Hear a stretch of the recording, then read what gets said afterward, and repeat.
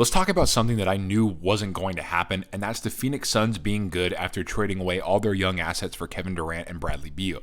But before we do that, make sure you guys hit the link in my bio. Go to my YouTube channel. We're going to make sure that I get as many subscribers as I can in lieu of TikTok potentially being banned.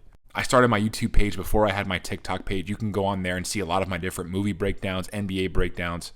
But if TikTok does go down, this is where you'll be able to find me. So clock in and subscribe. But back to the video. I'm not sure why Mat Ishbia traded all those assets, Mikal Bridges, Cam Johnson, all those picks for both Kevin Durant and Bradley Beal. Bradley Beal hasn't been a viable option as a third or fourth scoring option in the NBA for the better part of 5 years because of his health history. And Devin Booker, yeah, he's a really good player, but he's a second best player on a championship winning team at best.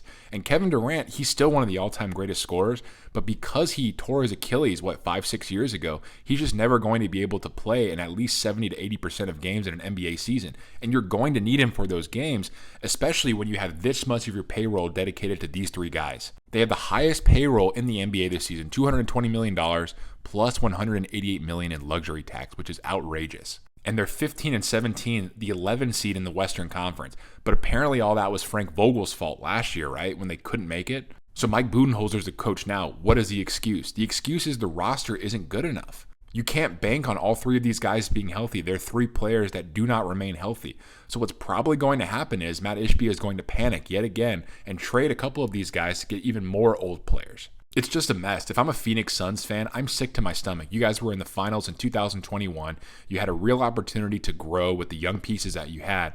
And now you have old guys and not even a Western Conference championship or finals since then. I think it's a real travesty to the fans in Phoenix. And I think Mat Ishbia is a clown.